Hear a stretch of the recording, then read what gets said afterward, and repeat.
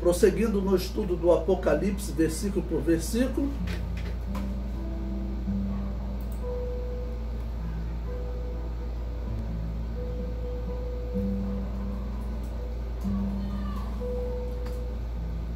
Capítulo 11.6.2, poder para transformar a água em sangue. Bom, prosseguimos naquele dilema, né? Naquela questão. Eu vou colocar, como eu disse para vocês, no meu ponto de vista, o mais provável é que as duas testemunhas sejam Moisés e Elias. O comentário diz: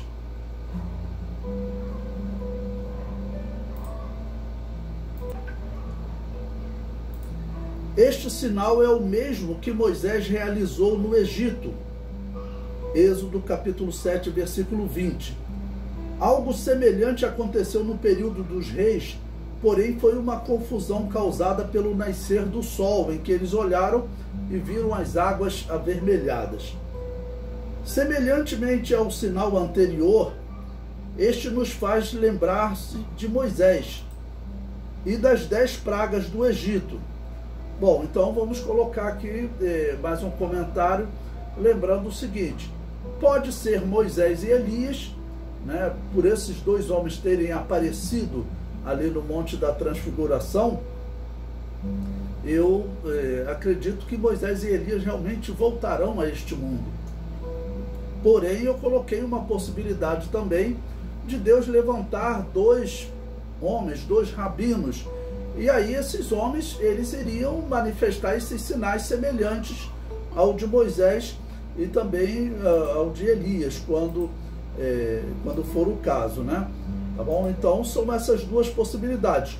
Ou Moisés retorna, no meu entender, é o mais provável, ou então dois homens que manifestam sinais semelhantes.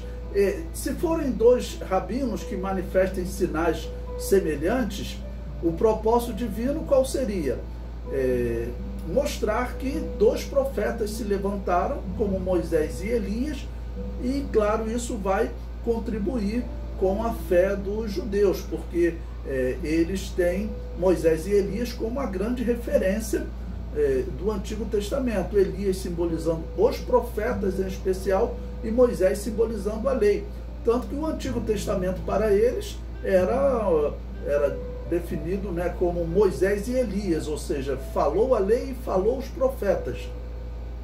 Por isso, Abraão fala para o rico que estava no local de sofrimento, dizendo que eles tinham Moisés e os profetas, ou seja, e Elias era o representante dos profetas, né?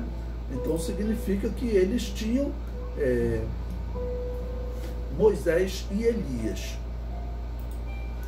O comentário prossegue: estes sinais têm 3 propósitos: levar os judeus a se lembrarem do antigo ministério profético. Por quê? Apesar dos judeus, eles hoje não considerarem João Batista, mas o Novo Testamento diz que aquele ministério profético encerrou-se com João Batista. A partir disso, a partir desse momento histórico, né, os judeus, eles têm os rabinos que vão se destacar.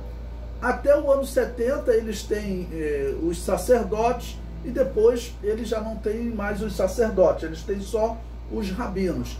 Eles vão se destacar no ensino da Tanakh, do Antigo Testamento, do nosso Antigo Testamento, que é a Bíblia dos judeus. Então, eles vão se lembrar desse ministério profético, sendo Moisés e Elias literalmente, com 2 homens que façam sinais semelhantes. Segundo propósito, punir os homens que aceitarão o reino do anticristo. Então, os juízos deles vêm sobre todos os homens, realmente, sobre todas as nações.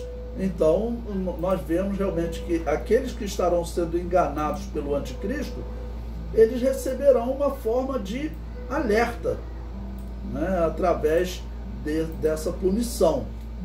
porque, é claro, semelhante ao que aconteceu no Egito. Se os homens que se apresentam como profetas de Yahvé, desse Deus que os egípcios consideravam como um Deus escravizado, porque o povo era escravizado, então o Deus Yahvé era escravizado com Israel. Eles falam, a praga vem, eles falam, a praga se encerra, tá ok? Então, realmente o povo egípcio estava vendo que aqueles profetas e aquele Deus, né, de Moisés e de Arão, eles eram mais, esse Deus era mais poderoso. E no caso aqui eles verão que esse homem, né, que está se apresentando como solucionador, ele na verdade não é o solucionador. E em terceiro lugar, tornar o reino do anticristo um caos, né? Então algumas pessoas perguntam, olha, então se Deus não age, talvez o reino do anticristo tivesse sucesso. Economicamente, talvez tivesse sucesso, mas nós sabemos que existe um plano maligno por trás daquele plano. E qual é? Primeiro, ele ocupar o lugar de Deus, e Satanás sabe que um dia o juízo virá, ok? O Apocalipse vai dizer claramente que Satanás desce à terra sabendo que tem pouco tempo, então ele vem para matar o máximo de homens que ele puder, atormentar os homens o máximo que ele puder, porque ele sabe que ele será derrotado no final, né? Então, esses juízos são também para brecar esse engano de Satanás. O comentário prossegue. Os judeus terão muitos testemunhos para se converterem, e os sinais realizados pelas duas testemunhas serão um grande testemunho, pois fará com que eles se lembrem do antigo ministério dos profetas, e é algo que vamos considerar, os judeus não veem há 2000 anos, né? Há 2000 anos, ou considerar aí há 2400 anos desde Malaquias, sendo que nos dias do Novo Testamento, mesmo sem considerar João Batista um profeta, mas os judeus, eles têm relatos de outros profetas, né? Como Simeão, como Ana, e talvez existissem outros, tá bom? Foram esses que a Bíblia citou. Os homens que estarão crendo no anticristo se revoltarão contra as duas testemunhas, por elas pregarem contra este reino, classificando-o de satânico. Mas esses homens não conseguirão fazer nenhum mal a elas, né? As pragas que elas lançarão no reino do anticristo vão torná-lo um caos, como aconteceu com o Egito, que ficou destruído, e como aconteceu em Israel, com a ordem de Elias, para que não chovesse. Então, o engano de Satanás para que o anticristo ocupe aquele lugar, ele será atingido, claro, pela argumentação das duas testemunhas, que vão estar evidenciando, né, através das escrituras, que esse homem é um enganador. E também através dos sinais. Isso vai fazer com que o reino dele se torne um caos, né, antecipando o que seria a vida da humanidade se Satanás reinasse aqui em definitivo, né, porque o que Satanás quer é destruir a humanidade.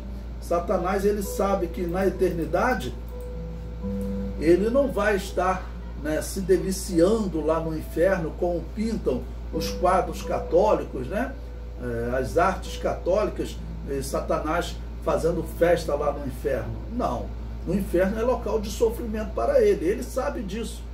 Então, o que ele vai fazer? Ele vai atormentar os homens o tempo que ele puder aqui na terra.